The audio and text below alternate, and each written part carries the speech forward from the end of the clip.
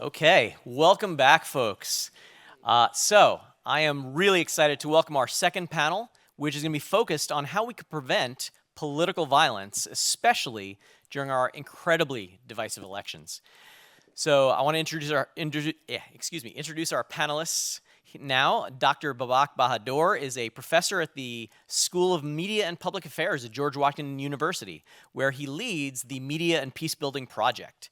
I actually noticed that the project's website says, in conflict-fragile countries, the rapid uptake of mobile devices and social media has led to measured increases in political violence. And I guess we heard on the last panel that we are now one of those conflict-fragile countries.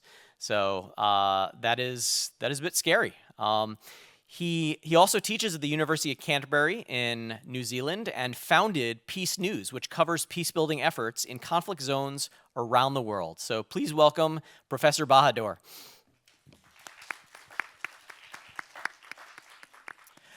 Dr. Catherine Collin is a professor at Georgetown who leads the master's program in conflict resolution, and her research focuses on the role of elections in post-conflict transitions, and especially the ways in which democratic decision-making can determine whether peace can actually hold. So it seems that we have a lot to learn from Professor Collin and from the rest of the world. So please welcome Professor Collin. And Dr. Liliana Mason is a professor of political science at the SNF Agora Institute at Johns Hopkins. I very much apologize, by the way, for the misspellings of both your name and Johns Hopkins on the slide. So apologies for that. But she has written extensively on political violence, including a book in 2022 on the consequences for our democracy, and earlier this year partnered with Protect Democracy on a report on the subject. On that same subject. So she was also awarded a prestigious Carnegie Fellowship to continue her research on the underlying causes of polarization in this country. So welcome, Professor Mason. And joining us remotely is Dr. Jeffrey Helsing, a professor at the Carter School at George Mason, who leads the Better Evidence Project there, which is making evidence for effective interventions available to peace builders around the world. And he actually led education and training programs for the U.S. Institute of Peace and has worked in conflict zones all over the world. And he's actually joining us from Malta, where the Carter School partners with the 400-year-old University of Malta to offer a dual degree in conflict resolution and Mediterranean security. So please welcome Professor Helsing. So Isaac, I will turn it over to you. Thanks, Randy. All right, listen, I think I want to start with you, Professor Mason, on an optimistic note of political violence and the risks that we're encountering here in the U.S. I've noticed, as somebody who reports on this, that there seemed to be a really wide spectrum of views about how serious this risk is as we approach the 2024 election and, what we expect to be a awkward time period between election day and a winner being announced. Some people seem totally convinced that we are on the precipice of a civil war, and others believe, the media is kind of blowing up this narrative and making it sound a lot scarier and more serious than it is. I've been interested to just start with your perspective about kind of where we are on this question of political violence in the U.S. and what your read of the room is right now. Yeah, thank you. So in my first, in the Radical American Partisanship book, the second book, co-authored with Nathan Calmo, one thing we wanted to do was just explore how many Americans think political violence is acceptable. This is a question that nobody really asks people in surveys or polls, and so we had zero idea what to expect. And what we found was in 2017 that about 7%, so not very many Americans, approve of political violence. But we continued collecting data on this question and other questions, and what we found was that sort of throughout the Trump administration, approval of violence increased. By the summer of 2021, we saw almost a quarter of Republicans saying they approved of political violence and about 20% of Democrats saying so. In recent, during the Biden administration, it sort of went down a little bit to now it's about 15% of Americans. But another thing that we found was we've asked, what if the other side starts it first? And when you ask that question, retaliatory violence, we get double the numbers of people approving of it. So, it's 40% that we saw in 2019. This past summer, we ran another survey, and we saw 60% of Democrats and Republicans say it would be okay to use violence if the other side started it. There are numbers that are collected by the U.S. government across multiple different agencies. Basically, what we've seen is between 2016 and 2021, threats against Congress members increased tenfold. According to the National Institute of Justice, which is the DOJ's research arm, they've found that actually this is a pretty actual violence is pretty asymmetric. So the right-wing violence is much more prevalent than left-wing violence. Basically 10 times more attacks since the 1990s, 10 times more attacks from right-wing attackers than from left-wing. And the Center for Strategic and International Studies in 2020 found that they observed 110 right-wing attacks or plots, domestic terrorist attacks or plots ideologically from the right, and only 40 from the left. And that's up from, in 2009, we only had 18 far-right attacks or plots and 10 from the far left. So for everybody, the prevalence of attacks and plans to attack are increasing a lot, but they're increasing much faster on the right.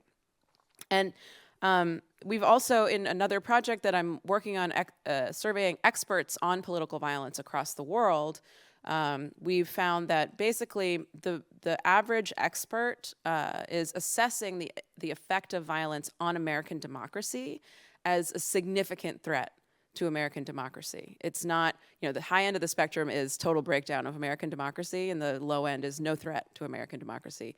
Most experts are right in the middle right now, especially when they think about elections and judicial power to constrain the executive branch, the president.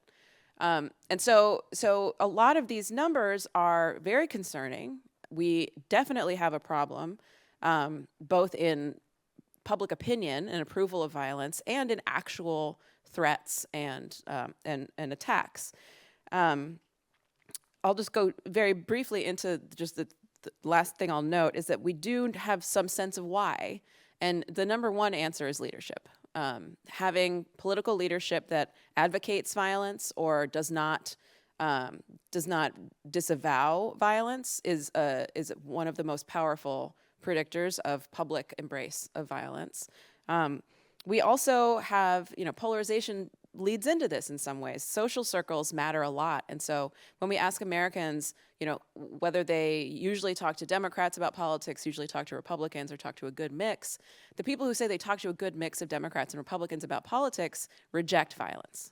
And it's the people who only stay within their own political party that say that maybe violence would be acceptable. So, and of course, then there's just American culture where, we have 120 guns per 100 people in the US, and that's twice as many as the second most gun owning place. So in terms of the volatility of the situation, I think it's actually quite concerning at this point, especially if we see uncertainty around the election, which we almost certainly will, and especially if we see calls for violence from, probably from Trump, because he's the one who's done it the most frequently. And really disavowal of violence is something that we need our leaders to be doing, but currently there's just not enough of that. I want to stay there just for 1 second. I guess looking forward to the election, obviously, we're, I think, less than 30 days out now. You and I were just talking, off mic before we started about this period of time that we're expecting. I live in Pennsylvania. I talked to election workers on the ground. They have not fixed any of the problems from 2020. So I wholly suspect that we won't have a result to the election if it's remotely close for several days, if not a week. I'm curious if you could talk a little bit about your big concerns around Election Day, what comes after. What kind of scenarios are you keeping your eye on that could turn to something that's maybe more dangerous than what we're existing in right now? Yeah, so I don't think there will be another January 6th. First of all, because Biden is the president, and I guarantee that DC will be completely locked down the way that it was for the inauguration in 2021. What I do worry about, though, is the proliferation of militias in particularly swing states, but in blue states and red states as well. These are groups that meet up every weekend and train together. They know each other. They're prepared to act. And there's really been no kind of attempt to tamp down militia activity in the U.S., despite the work of many, many groups who are trying to encourage the government to try to figure out a way to deal with this. They are, we saw them in 2020 during the COVID lockdowns, right? There were armed militias that overtook the Michigan state legislature. We've seen acts of intimidation by armed groups coming from the right. And my concern is actually going to be at the stage before the electors go to DC, when the states are certifying elections, and it will take some time. And during that time, there's an opportunity for all kinds of bad actors to do things, to undermine the counting, to undermine the certification, and also just to make chaos, right? I mean, there will already be chaos because we won't know. And one of the things that I hear from Republicans that we survey the most is, well, in 2020, I went to bed and Trump was ahead, and then I woke up and he wasn't. So like that must be shenanigans, right? There must be something bad going on. And that type of story is really easy to tell, and it makes a lot of people uncertain, and uncertainty is a really uncomfortable feeling, and we tend to look for extremes when we feel that way. Professor Bahador, I want to move to you quickly. I think this is actually a good segue to some of your work and what I'm interested to hear from you about. Professor Mason's talking a lot about some of the research, what we know about the environment that we're existing in, and a lot of your work is about kind of the gaps between this research and peace-building practice and the way to kind of use the research to actually avoid the violence. I'd be interested to hear a little bit about your work, those gaps, and how it kind of relates to the situation we're living through right now in the U.S. So the Media and Peacebuilding Project, we basically try to work with practitioners, peace builders, to tie research, but primarily research related to the role of the media in peace building to peace building practice. And so the role of the media, of course, many people blame the changing media and information environment for the polarization in the U.S. and around the world. It probably isn't by coincidence that the same time social media grew and became the kind of dominant form of how people get their news and how information is spread is roughly the same time we see a trend, roughly from 2010 to now, we see a trend around the world where we go from roughly 30 conflicts to 85 conflicts. Research has shown that when, especially in conflict-fragile environments where mobile phones are introduced, that measured political violence has gone up.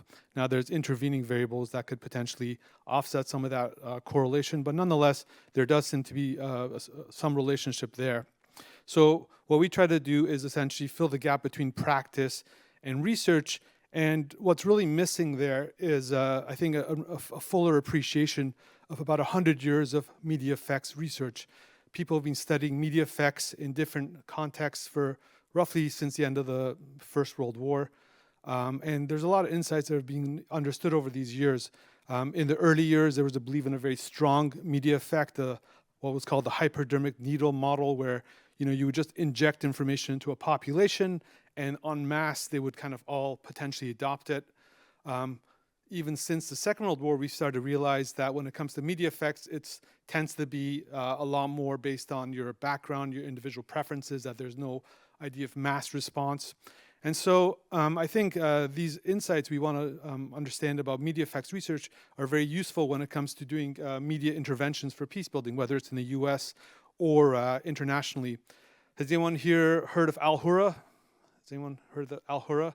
Right. So this was an initiative after the 9/11, the Iraq War, to try to essentially win over the Middle East by just telling people correct their, it was called the free one, to tell them kind of free information.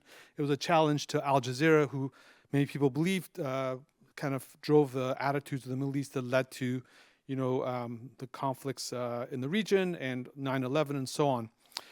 But however, those again who've looked at how Al-Hurra did, realized that it did really poorly because it just assumed you could, almost like the hypodermic needle model, inject information into a population, and if you just tell them what we thought was correct information, they would just readily adopt it.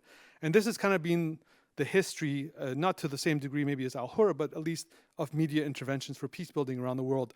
A lack of appreciation for media effects research and what has shown to be more effective, and generally a sense of humility around what could be possible, because it's very hard, as we realized with media effects research, to change people's opinions when they've got strong opinions on political, normative kind of issues. So one of the kinds of projects we've worked on is on countering hate speech.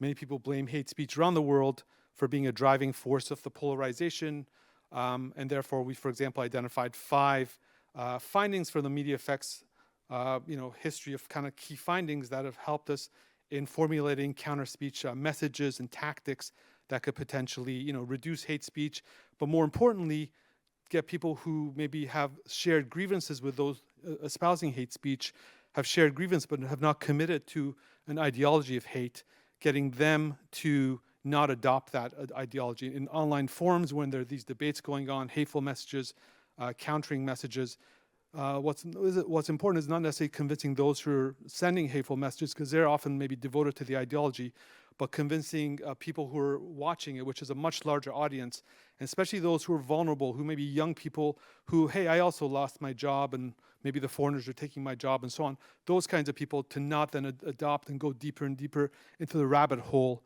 of adopting hateful attitudes and making those entrenched views, which are then going to be harder to get them to walk away from later on. So I'll stop there and I'll pass it on, but I could say more about this, but I'll stop because I know there's other questions. And yeah, I mean, I actually want to pivot to Professor Collin really quick. I think one of the interesting things about your research and Professor Bahador's work is that both of you kind of span the globe in the lens that you're looking at these things through. And it strikes me that we're not the only country that deals with political unrest and violence, especially around elections. I know one of your core research areas is about conflict around elections and how these things can relate sometimes. What kinds of lessons are there out there for us from other countries? I mean, what can we learn from things that have happened in other places, but also about what makes our challenge unique, I guess, here in the U.S.? Those are two big questions. So one thing is that I think it's useful to separate when we're talking about democracy and when we're talking about elections. So democracy is a system. It exists over the long term. It permeates a lot of how we organize society. Elections is a focal point. It is a one point in time. I like to approach both of those as conflict management systems.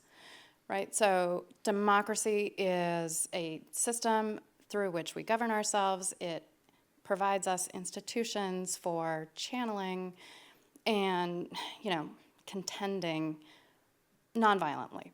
So when we all have, agree to the rules of the game, when we have strong opposition, when, we all know and share democratic behavior, we can build strong democracy. It takes the temperature down on election. When democracy isn't fulfilling those conflict management functions as well, elections become more high stakes. And that's when elections start to feel like they're much more zero-sum. So the opposition is weak, or the opposition is anti-democratic, or the opposition is taking positions where, me as my identity category, I'm under threat if they win and they implement those policies. That is a much more zero-sum scenario, which means that the election is much more high stakes, and the behaviors around political violence, right, our beliefs around what is acceptable or not, those risks are going to increase.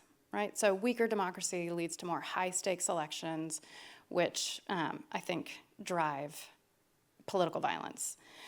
I would say it's really useful to look at our internationally at what we know about the uses and the organization of political violence around elections, so electoral violence. there's a really useful framework that it's from von Borzakowski. She talks about electoral violence as being organized prior to the election, on election day, and post-election. So 3 distinct categories of electoral violence that can be mobilized. They have different kinds of impacts, right? So you can mobilize violence prior to an election in order to sway the turnout of the election, the conduct of the election. And certainly, so I worked internationally doing elections in post-conflict spaces, and I can tell you that that's very effective, right? You can't hold polling in the same way when you're under the threat of violence as you can when you are not. So you can say similar things about election violence on the day of, right? That really depresses turnout, makes people feel unsafe. And then post-electoral election day violence can really do this thing that Professor Mason is talking about, right? Which is increase confusion and insecurity. And it just drives, again, more violence. It also allows people to make this case that, in fact, the results aren't clear, that maybe if we turn out on the streets, we can overturn those election results that we didn't like. Maybe that isn't legitimate, right? And so when you have electoral cycles where you're experiencing the strategic mobilization of violence in order to undermine electoral conduct, electoral turnout, and perhaps electoral results, that has a negative feedback loop between those election day, election period dynamics and the way we conduct democracy over time between electoral cycles. And I would argue that in the United States, we've been experiencing that at least for a couple of cycles, if not, I can kind of trace threads back to through the majority of my adult life, right? Yeah, sorry, and you asked me about tools. How do we interrupt these cycles? Well, I guess actually really quickly, I want to follow up on something you said there, which is this association between weakened democracy and high stakes elections. I mean, I feel like every election I've lived through, it's always the biggest election of our lives here in the US and the most important election. And obviously Trump and Biden and Kamala Harris are all framing this election as like the election of all elections. Is that a signal that we are existing in a weakened democracy? I mean, how do you associate those things here in the US as it's playing out right now? It's a signal to me, yes, that we are living in a weakened democracy. A strong democracy means that you have the possibilities for rotation of power. That you don't feel like if I don't win this election, I might not have another opportunity to contest. That is an anti-democratic phenomenon.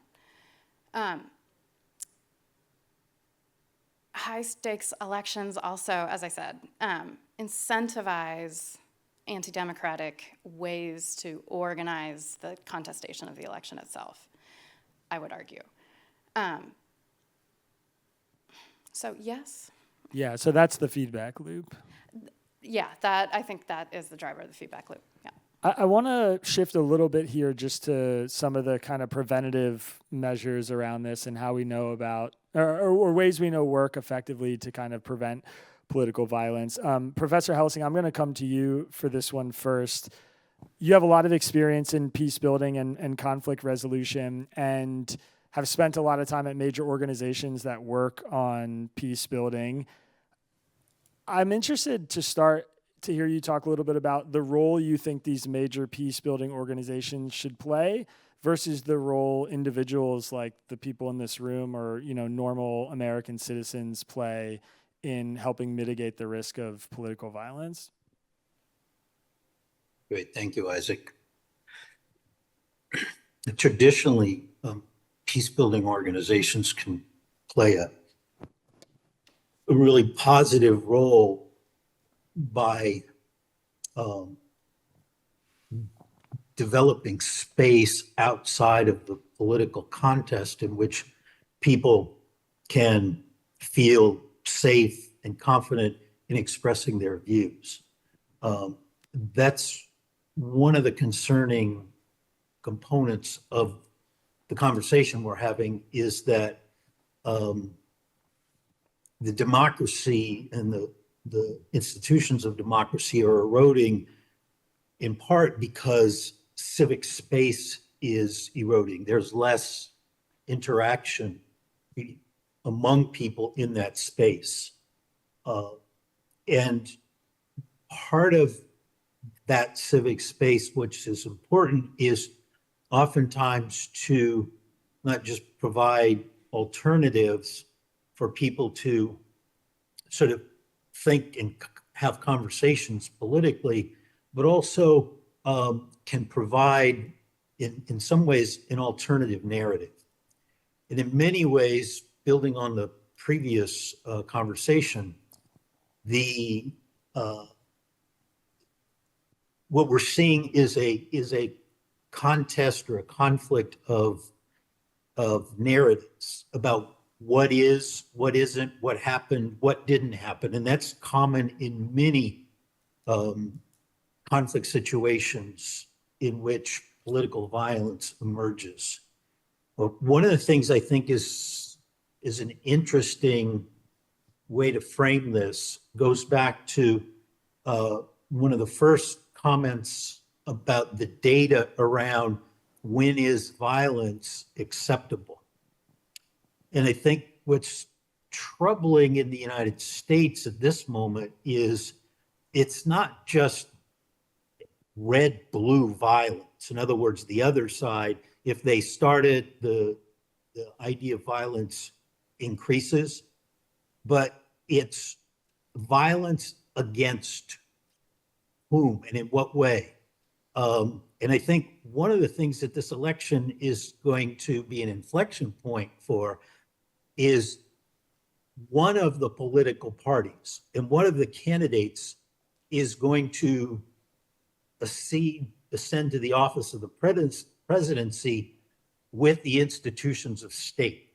And many of the conflicts that exist around the world where there's violence is that it's state violence versus opposition violence or rebel violence against the state. And in some ways, what's concerning is that there is a narrative about, well, who is the status quo, or which party is the status quo, who are the elites, who represents the authority, and who are the agents of change. And in a way, both parties in their own way claim to be the change agents. And it strikes me that what would be concerning is that that either party that loses sees itself as the vehicle for change, and then who is it that is seen as the representative of the status quo and the authority, the representative of the entrenched interest. And in some ways, we have mirror images of each other because there are occasions in which each feels the other is representative of the entrenched interest. And those are occasions in which you can see in many conflicts around the world when the possibility of violence becomes more apparent and it becomes more likely. The question then becomes, as the other speakers noted, are the democratic institutions and processes strong and stable enough to sort of provide the space in which the conflict can continue peacefully and without violence. And in many ways, I would argue that yes, those spaces exist, but we have to find ways outside of the political arena to continue those cases. And a lot of what we're working on at the Carter School is to seek different avenues through the use of new technology, through the use of connections, both here and around the world, to get people to move away from debate and contest about who's right and who's wrong and whose truth is the correct truth, and move away from a contest over or a contest in which you're trying to convince the other of the rightness of your argument, and move to a process of constructive dialogue so that we can move away from winning or defeating the other to a process of dialogue and finding common ground. And I think that's where the strength of a democracy like the United States, that's got to be where the nexus of avoiding violence needs to occur. And in those states that have been able to avoid violence, that civic space, those democratic organizations outside of the official political arena have played a particularly significant role. I want to open this question up to the panel and any of you guys that feel inspired to answer. And I'm going to try and broaden the question, but also make it more direct, I think, which is just like literally what should we do? Because I mean, we're identifying this reality that political violence is a really big risk. We have witnessed it, so we have examples of political violence that have happened here in the U.S. and all over the world. So we have these learnings. I know there's no one answer to this question, and it's sort of any answer, any true answer or right answer is going to be holistic. But I guess I'm curious for you guys what comes to mind when you hear, like, literally what should we do? Because it seems like we should start doing it soon. I can start. So part of the way to explain kind of the public opinion shifts, or the way to explain the impact of public opinion shifts, is that the problem is not that I think all of these people are going to go do violence, but they might not enforce anti-violent norms in their own communities and their own places. And one of the things about norms that is different from laws is that you enforce a law with law enforcement. Norms are enforced socially and with the people that are around another person. And so if only 5 out of 100 people approve of violence, and some, probably unstable individual is interested in political violence, they're not going to get a lot of support from their community. But if 25 out of 100 people are supporting violence, then that creates an environment that might encourage political violence as kind of the outlet for that unstable person. So, and one really powerful way to enforce norms is through leadership and the example that our leaders provide. In the absence of responsible leadership, though, it really comes down to us as members of communities to try to make sure that the norms against political violence are clear and are enforced in the places that we are. We can't really control people far away from us. We can't control what our leaders do, but we can control the environment that we're in. And so one thing I try to encourage is just to remember that if someone's using violent language and nobody says anything, then you have to say something, right? Someone in that place has to say something. And so we do have some power just as regular members of communities. Sure. So in my earlier comment, I mentioned that, there's a strong belief that the changing media environment is a good explanation for why we've kind of gone to the stage. But there's a debate out there, right? Because if you look at how civil wars have happened, they were happening well before social media emerged, right? We've had the global history of civil wars. And so people who research the drivers of civil wars, they point to, political and economic exclusion as one of the driving factors. And certainly in the US, if you look at what's happened in the past 40, 50 years, you do see, average wages, real wages adjusted for inflation, have remained flat for 40 to 50 years in the country. You do see, assets appreciating in value, those who own the means of production getting wealthier and wealthier and wealthier. So you do see this kind of growing inequality often taking place, especially in rural parts of the country where we've had the deindustrialization, where we've had incomes decline relative to the average incomes and so on. So when I think about, is it being driven by the changing media environment, or is it kind of structural factors to do with our economics and politics? Often I kind of go back and forth. It's like whether I should eat eggs or not, depending on the latest study I've read. I might change my mind, but I think it's kind of a combination of both. Daniel Ziplock has written about how, for example, there's been a dilemma by those who might be kind of the owners of the means of production, the wealthy within our society. How do you get people to vote for you if you're promoting policies that are helping, again, those who are already very wealthy, tax cuts, reducing social benefits and so on. And he says how essentially what's happened is that they've used outrage narratives. These people who want to keep the status quo have used outrage narratives to blame the immigrants or blame some other marginalized group, often as a reason for your problems, not the fact that the economic policies are what's driving the status quo.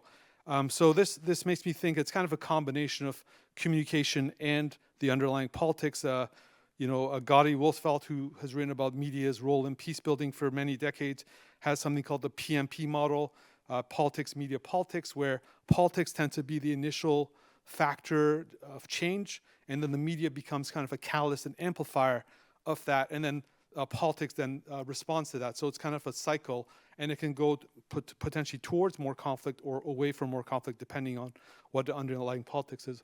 So I think short term, there's kind of tactical solutions that maybe could be implemented, but the very long term, if you do believe that there's structural drivers to this, you really have to address it with structural solutions. So again, income inequality, political exclusion, people feeling like they've kind of had their pride challenged because of the way the elites treat them. I think when it comes to the communication of this as well, when it comes to that counter speech research I mentioned, it's really important to see what is the most effective way to engage in counter speech. And it really is about getting into those conversations with people who you may have thought as racist or as kind of extremists when it comes to, let's say, the relation between the right and left in the US. And in fact, when you get into the reasons motivating them, it isn't necessarily racism or hatred, but it tends to be a feeling of being excluded, a fear of change, these things that are actually pretty reasonable motivation. So if you get at the communication and trying to overcome the reasons for the divisions at the motivation level, you might find actually that there's a lot of common ground, and that's the basis for overcoming it, challenging the kind of meta perceptions of the other as an extremist, as was talked about in the last panel. So yeah, I'll leave it there. I'm curious, and Professor Khan, if you want to hop in here, or Professor Helsing, I think you guys both might have answers. If we've seen either during an era in the US or maybe in other countries globally, a time where we've sort of reversed the trend where things were being destabilized, and how that reversal happened. I mean, what did these countries do, or what did we do at a time where it felt a little bit like it might feel right now? Yeah, I can jump in on that, actually. But I want to first take a stab at what we should do right now. Which Please. In other places and spaces, you would have election observation as your first line of defense against problems at the polls. And I wish that in the United States we had a national, independent, nonpartisan civil society body that would do quality poll watching. What we have in the United States is not election observation the way that I would understand it as an election professional.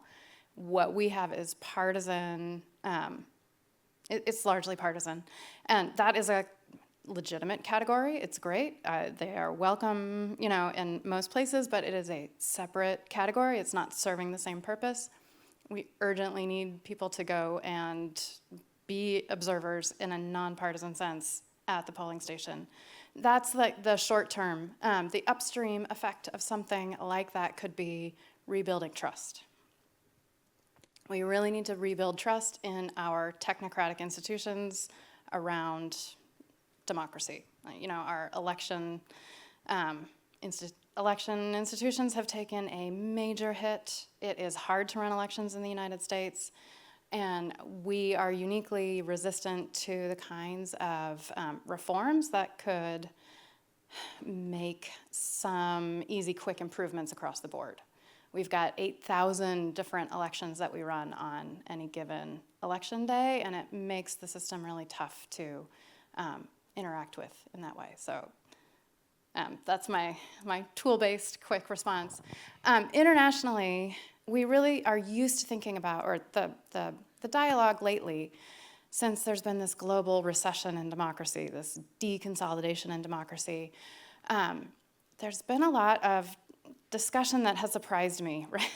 In that people are surprised that you can have democratic deconsolidation in rich, well-established democracies. The literature on democracy indicates that you can move a democracy toward greater democracy or away from it at any given time. I think we've been a little arrogant in our, 1990s triumphalism end of history about once you get a rich, consolidated democracy, then you're done. Clearly, that is not the case. So there are countries around the world that have had democratic recessions and come back from that. The big one I'm thinking of is India, that has had big swings on both, in both directions, in more than one time. And to come back to Professor Mason's point about leadership makes a big difference. The international environment makes a big difference. There has to be incentives for democratic behavior at that high level, I would argue. And the literature, I think, backs me up on that. And so the multilateral space is not performing that purpose right now, and that's a problem.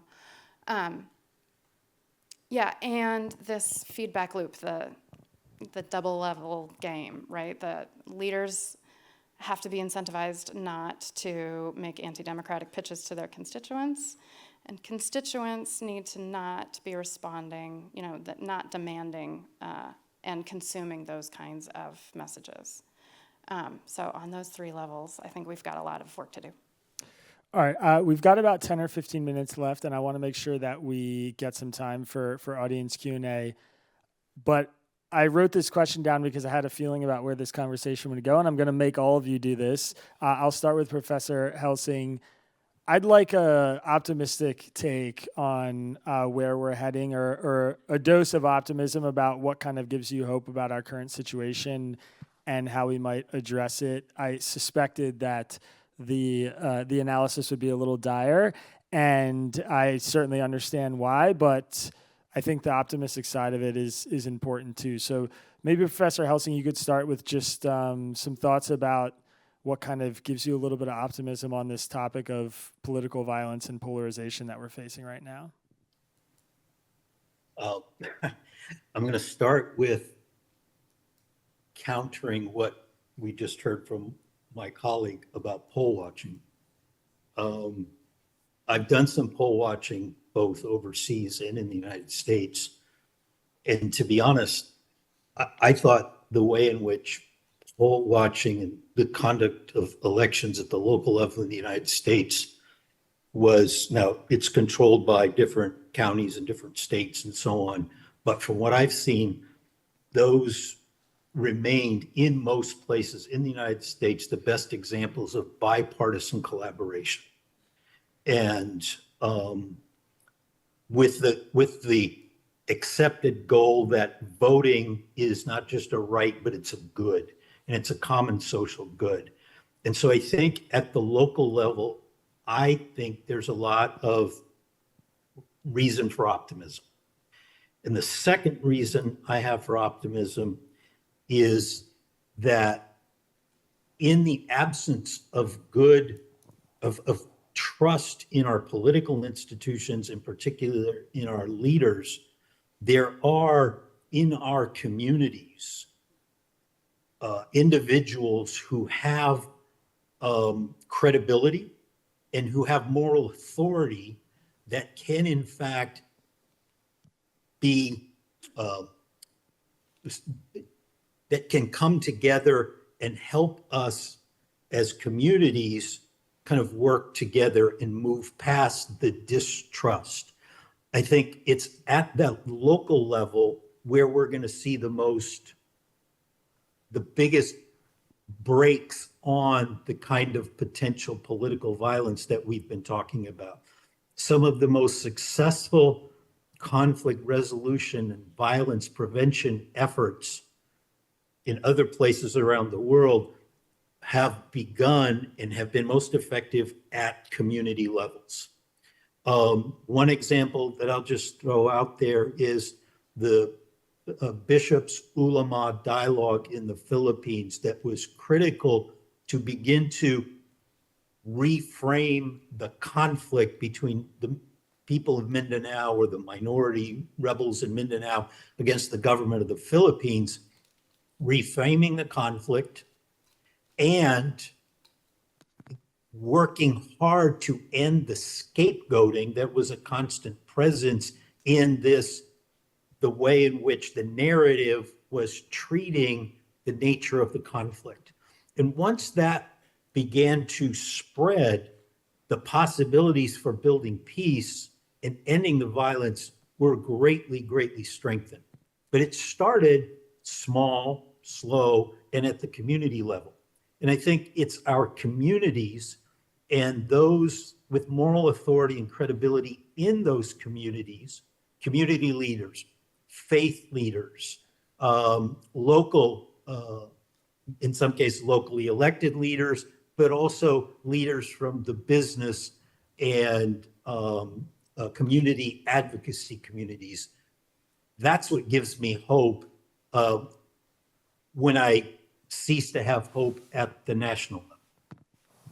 All right, I'm going to backtrack on my promise a little bit. I want one more optimistic take, and I want to make sure we have at least 5 or 10 minutes for questions. So I don't know if any of you three are feeling inspired, but. Liz Cheney. I have one, which is in our analyses of all the data that we have, one thing that we've found that motivates political violence the most is attitudes about social equality. And it seems to be one of the deepest divides between Democrats and Republicans right now. If we look back to the most recent era of political violence in the United States, it was the 1960s and 70s when we had the civil rights movement, we had women's liberation movement, and that type of social upheaval always creates a backlash anywhere that it happens. You could not imagine the U.S. making the type of progress we've made towards LGBT rights, having a first black president, having the first female major party candidate for president, and so the amount of social progress, it doesn't feel rapid in a human life, but historically it's extremely rapid that we've just had over the last 10 years or so, and so that amount of progress is going to create a backlash. It always will. There's no way to avoid it in most places. And so my optimistic take here is that we're living through that. And the only way to make the progress is to live through the backlash. And if we can make it through, then we have a very sunny future ahead of us. But to get through it, it sucks to live through history. And that's what we might be doing right now. All right, I think that's a great place to pause. There's a microphone up here, and Randy's got one here. I guess a show of hands if you have a question, and he can try and find you. Thank you. Excellent discussion. And I'm kind of curious of what do you all think the future looks like with bridging the divide in an era where people do not really care about facts anymore. It seems as though feelings sort of take over facts. And we saw that a lot in the debate where things that were blatantly untrue or proven to be untrue just did not matter to voters. This is what they felt, this is what they believed. And I'm thinking about how older debates was where candidates were sort of prepped on what is going on, how to respond to certain questions, doing research or having a team of researchers prepare questions for them that are rooted in things that are actually occurring. And now it's sort of what makes my base feel good, what makes them rally behind me. I think that can be an issue. This is something that I'm seeing as a adjunct professor at GW. With my students, I notice that a lot of them start sentences with "I feel like this," "I feel like that," and when you attempt to sort of correct or criticize, you sort of take a step back because you don't want to never invalidate someone's feelings, versus someone says, "I think that this is the way, I think that this is what's going on." So to sum it up, my question is, how do you all think we move from here in an era where people value feelings over facts on both sides?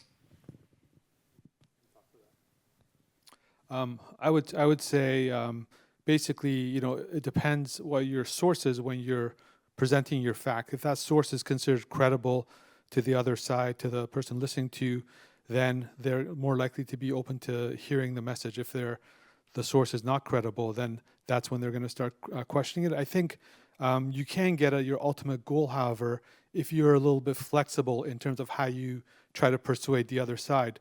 So this goes back to some research I'm doing, for example, on climate change action.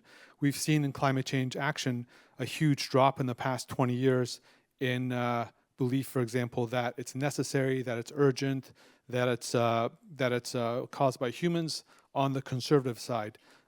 Pretty stable on the liberal side.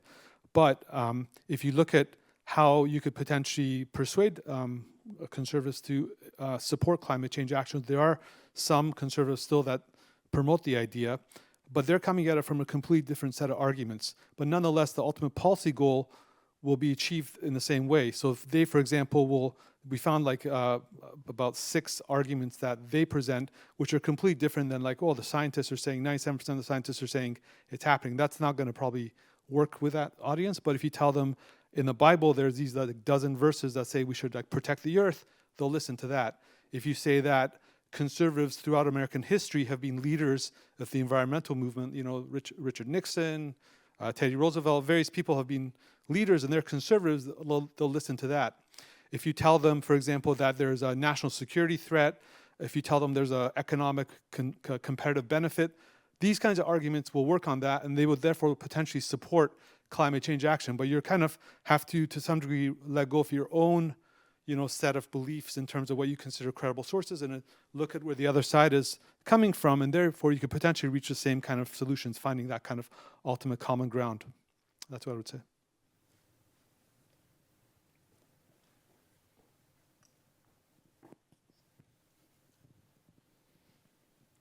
Thank you, Randy, and thank you all for being here. Per that last point, why should conservatives have any trust at all and any willingness to participate in this kind of work at all if the general assumptions and all the research and everything goes in the direction of suggesting that conservative ideas, conservative understandings, conservative prejudices are the problem that is driving this division, and that conservatives need to be the ones changing, and that conservatives are the ones who are causing all the divisions and are the ones who have the onus of change on them?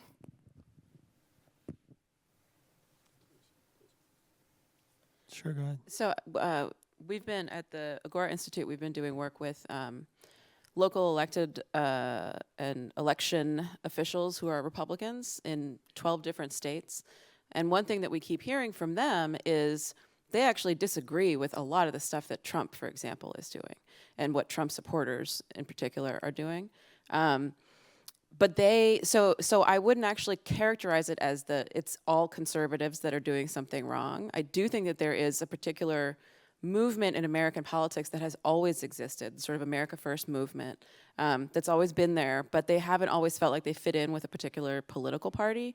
And one thing Trump did was really empower that group of Americans who are sort of anti-pluralistic that's the base goal for a lot of it. He brought them into the Republican Party, and he gave them a lot of power over the party itself. The problem is that the original people in the party who really don't like this stuff are scared to say that they don't like it, because the fact is that they get death threats if they do, right? If they come out publicly against these kind of ideas that are relatively new in the party. So I would recharacterize your question to say more. It's not that people are saying that conservatives or Republicans in general are the problem and need to change. It's that what do they do with this insurgent movement that's come into the party? There's another way to. Sorry, go ahead, Professor Helsing. There's another way to think of this, and everything that the Agora Institute is doing is absolutely, it's spot on. But I think to get to the point is that there are people who feel besieged. And part of that is because we as a society do not do a good job of being able to listen to each other. Too often we're caught up in sort of politicizing this, and the nature of our political conflict is to convince the other that they're wrong, or to ensure that our narrative is the one that triumphs. We're constantly debating. If we too often are not stepping back and having constructive engagement, and we're not going to be able to persuade others until they feel that they've been heard. And that has to happen first. Then that helps open up space to then think about other possible ways of understanding or interpreting what's going on. So I think that's where civil society, that's where community dialogue, that's where civic space can help this country sort of move away from everything being black and white, my facts against your facts, my narrative against your narrative. Maybe we have time for one more. What do you think? Sure. And really quick, while we're getting that question, I just want to add one other thing too, because I don't know if you were here for the first panel, but I sort of broached this subject as well, that like something I feel like I see is there aren't a lot of conservatives in the depolarization work, which strikes me as like a really big problem that we need to address. And I actually do think that it is like a huge issue, the way a lot of these conversations happen and how they're framed, that it often identifies fault on one side. I would say, from my perspective, it's really topic dependent. Like it's very narrow when you're talking about specific issues. Like I think election denialism is undeniably something that in the last 4 years has proliferated on the right. But like we saw Hillary Clinton say that Russia, was responsible for the 2016 election, whatever. It's not unique to them, but it's gotten worse under Trump. Like the polarization issue more broadly to me is something that is basically like a game of tennis. I mean, it's going back and forth, and both sides are increasing their rhetoric about the other side over and over again. And, we see it with magazine covers with Trump with a Hitler mustache, and people saying, former senators saying he's more dangerous than Hitler and Mussolini on national television. Like this is not good rhetoric. So I'm personally pretty sympathetic to the pointiness of that question, that like we need to make this work a bigger tent operation than it is right now. Because I think it's a big problem in terms of solving it. I think it's a big roadblock in terms of solving it. Hi, Professor. I actually have a question that I concern, and I think it could be interesting to bring it up in this discussion. I'll make it short.